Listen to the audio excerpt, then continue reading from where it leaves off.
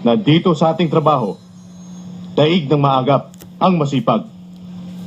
Aanhin pa ang damo kung patay na ang kabayo. Pero siyempre dito sa atin, okay lang mamatay. Basta insured ang kabayo. Hindi ko alam kung ano nangyayari sa inyo. Nasa dinami-dami ng mga tao dito sa Pilipinas. Wala ba kayo mapagbenta ng insurance? Hindi ba kayo nahihiya? Na ang kumpanya di sigura ng Pilipino na dating number 1 sa mga insurance company ay gulay na ngayon dahil sa inyong mga tamad na underwriters ng kumpanya. Bilisan mo. Ayun na nga eh. Sige dyan. Oy, aray ko. Kanina pa ako kayo hinihintay. Hali. Agresibo na ba kayo? Nako, Tito Ray, Tito Bobby, ba't ngayon lang kayo? Kanina pa naghihintay si Sir Eddie. Galit na galit. Nandun na yung iba sa loob eh. Natrapit kami. Lalapit ka naman, oh. Hindi, tara na. Dali lang, ha. Alam naman ninyo na ang kumpanya natin ay hindi basta-bastang tumatanggap ng mga pipitsuging underwriters. Pero bakit nangyayari ito? Ha?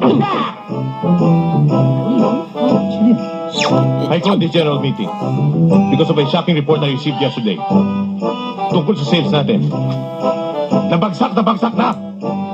Pero alam niyo ba, hindi ito ang inaasahan kong mangyari. Dahil sayang lang ang hirap at tiyaga na ipinamalas ninyong lahat sa ating mga training. Para lang mapaunlad ang ating kumpanya. Ngunit bakit? Bakit ganito ang nangyari? Tingnan niyo yung sales natin ng December. Medyo bumaba ng konti, pero okay lang. Expected yan. Bakit kanyo? Shopping. There is no room for insurance buying. And we cannot do anything about this. Okay. January, lalong gumanda. Tumaas. Siyempre, natutuwa ako. Dahil maganda ang pasok ng bagong taon sa atin. May nakitang pagbabago sa inyong performance. Okay.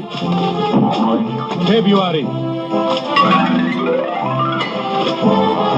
Tingnan nyo!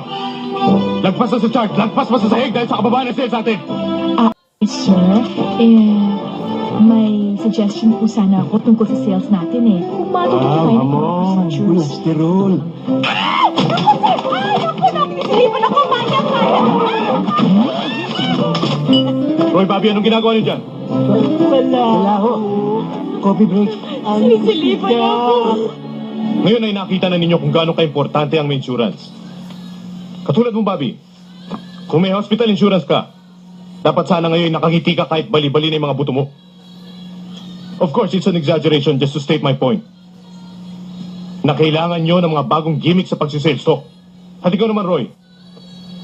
Nasaan na ang pagiging model employee mo last year? Akala mo ba hanggang ngayon model employee ka pa rin? Ano ba? Kaya tuloy pati mga kasama mong underwriters nahahawa sa poor performance mo. At alam na ninyo kung patuloy na babagsak ang inyong performance.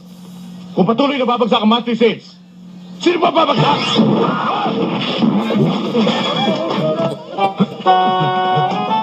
Ako.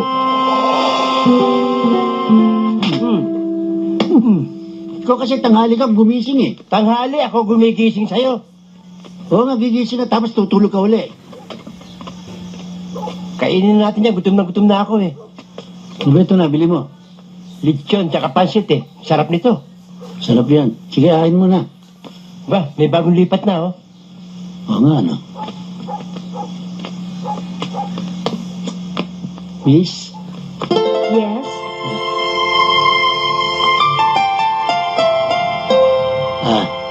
Hindi ko size yan. Ay, sorry. Roy, ako una nakakita dyan. Huwag mo na pakialaman. Akin yan. Topo-topo. Kala mo na kapulot ka ng pitaka. Kala mo gano'ng kagandang lalaki ito. Huwag mo siya intindihin, ha? Siya pala, ako si Roy. Kalamahati.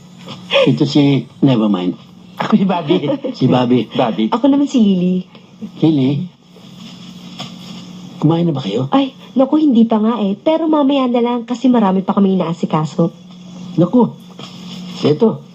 Sige, maghapunan na kayo. Naku naman. Kumain na kami. Hindi pa tayo kumakain eh. Sige, kumain na kayo. Hindi. Binili namin yan. Hindi tira yan, binili namin yan. Ako bumili niyan eh. Inutusan ko siyang bumili. Sigurado ba kayo? Sige, kainin niyo na yan. Thank you. Siya nga pala, magbibihis kami para tulungan namin kayo sa paghahakot. Talaga? Ah. Maraming salamat ha. Maraming salamat. Sarap yan. Oo. Baby, tigilan mo yun ha. Tingnan mo tong ginawa mo. Nakatama ka. Roy, sorry ha. Pasensya ka na. Pamangkin mo? Hindi, anak ko. Lilisan muna kami. Yung ulam. Sige na. Babalik kami. Oo. Okay lang yun. Ikaw naman, oh. Ano okay? Pinamigay mo yung pagkain natin sa bagong lipat nating kapitbahay. Maliit na bagay, naghihimuto ka na. Smile. Ismael, paano ka Ismael? Gutom na gutom ako. Good evening, Tito Bobby. Good evening, Tito Good Roy. evening, iyo. Tito Bobby, parang palagi kang may problema. Buti pa si Tito Roy. Palaging nakasmile, di pumapasok ng bahay. Yan ang dapat sa tao. Konting problema, ngitian mo lang. Smile. Ismael, paano ka Ismael? Pinamigay mo yung ulam natin sa kapitbahay. Nakilala niyo na po si Aling Lily? Ganda-ganda na, no? Ganda niya, tsaka mabait. Kaya yung ulam namin, yung lechon, tsaka yung pansit. Binigay ko na doon sa mga anak. Kawawa naman eh. Tsaka syempre, love thy neighbor.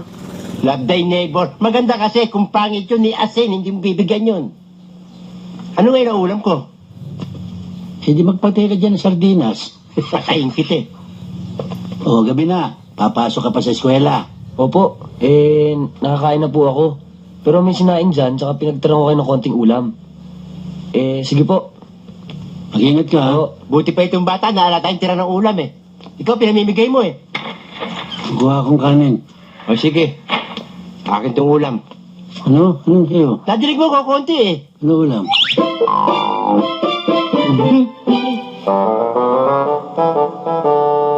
Oh, ubusin lahat yan, ha? Baka ubus-ubus biyaya ka. Akin ang ulo. Sa'yo, buntot. Buntot. Hindi po sa aayawan yan.